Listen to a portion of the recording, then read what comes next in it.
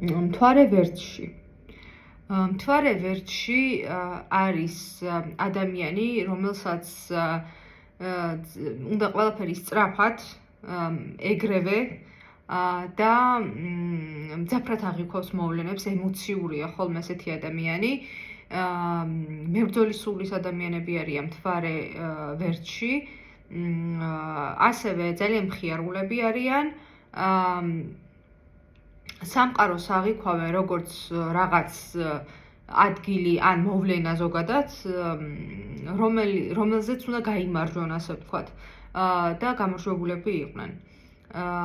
ასევე ძალიან ზოგადად მთვარე ვერცხლში ცდილობს ხოლმე იყოს სამართლიანი, თუმცა საჭირო თუ გახდა არც მოერიდება საკუთარ სასიკეთოდ გამოიყენოს რაღაც სიტუაციები და მოვლენები.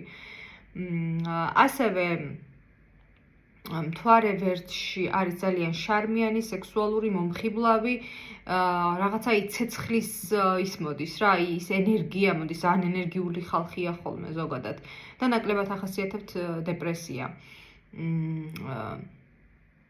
ეს იმას არ ნიშნავს, რა თქმა უნდა, რომ საერთოდ არ ახასიათებს, რა თქმა უნდა, ახასიათებს.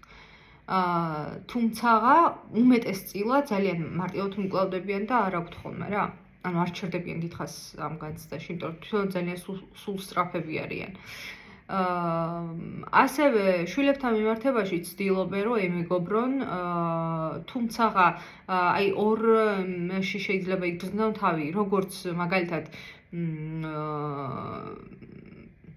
სურვილი შეიძლება ჰქონდეთ, რომ იყვნენ ძალიან კარგი დედები, თუმცა მეორეს მხრივ საკუთარ თავში ბრძოლა მიდის ამაზე, რომ ან ძალიან შეიძლება ყურადღებიანი იყოს, ან პირიქით შეიძლება იმ ყურადღებას ვერ გამოხატავდეს, ხო? ან იმ ემოციას ვერ გამოხატავდეს შვილის მიმართ.